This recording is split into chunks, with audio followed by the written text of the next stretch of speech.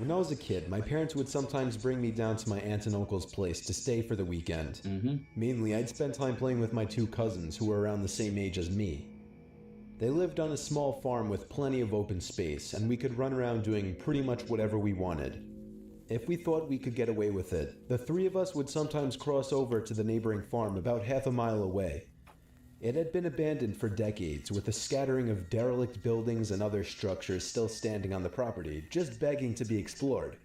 This was of course a gold mine for three adventurous young boys such as ourselves, especially after my cousins told me stories about the deaths that took place in the house. It was pretty classic fare. Man goes crazy, axe murders his entire family, hangs himself, returns every night as an angry spirit looking for new victims. Good, grisly Same old, stuff. same old.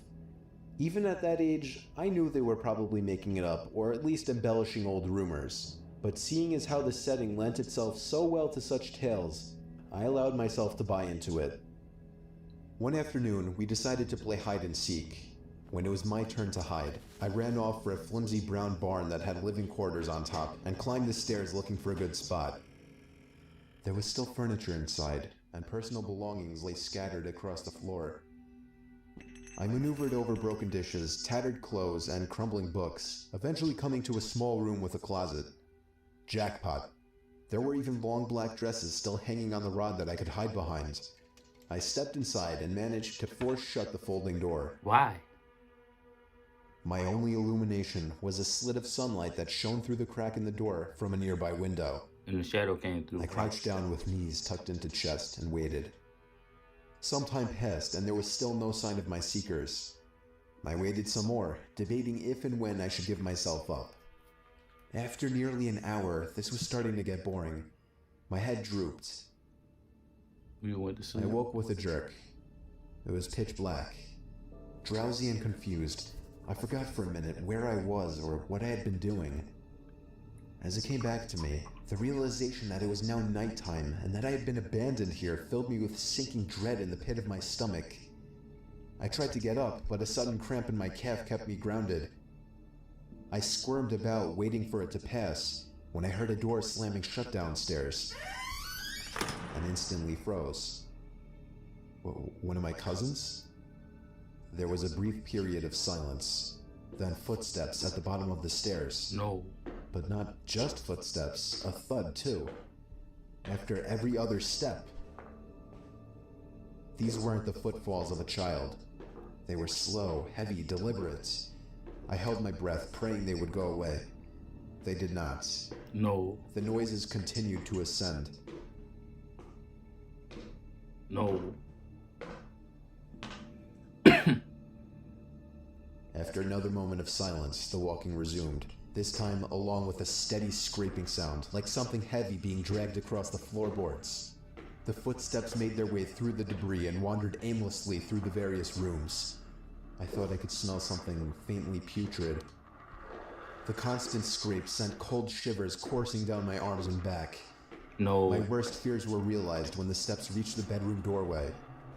They got closer and closer and finally stopped directly in front of the closet door. I couldn't see a thing. After an agonizing pause, they continued on, over to the other side of the room and out the doorway again. They faded away down the hallway. I waited for what seemed like an eternity. There were no more sounds now, and I was trying to build up enough courage to open the door and flee. Three things happened simultaneously just then. I was bombarded with a smell I can only describe as fresh roadkill. I heard raspy breathing behind me in the dark closet, and I felt hot breath against the nape of my neck. That was enough for me to hurtle myself out from the confines of that nightmare space, relying on memory and scant moonlight to navigate through the darkened house. All the while, I heard footsteps chasing behind me, closing in with terrifying speed. It was a clumsy, torturous escape full of trips and bumps and blind stumbling. You made it through, right? I never looked back. At least, not until I had burst out the front door and into the country night. And when I did turn around, I saw absolutely nothing. There were no more footsteps and nobody was chasing me. That didn't stop me from running, though, all the way back to my aunt and uncle's house. There was a police car in the driveway when I got back. My parents were there too, worried sick. Everybody demanded to know where I had been. Apparently, when my cousins still hadn't found me by evening, they'd returned home to tell their parents. Eventually, the police were called in and informed me that they had already scoured every building on the farm. The insinuation that I was lying about my whereabouts didn't go unnoticed. None of it made any sense. It wasn't until years later that one of my cousins filled in a final piece of the story. He and his brothers had spent hours searching for me like they said, but the part they didn't tell anyone was that they thought they spotted me in the window of the bedroom I was hiding in.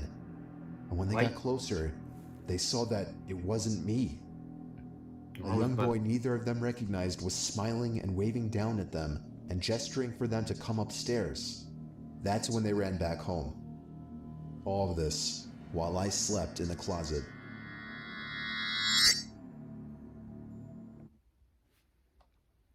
While you was at it, you should have told them what kind of dream you had. That was a W video. But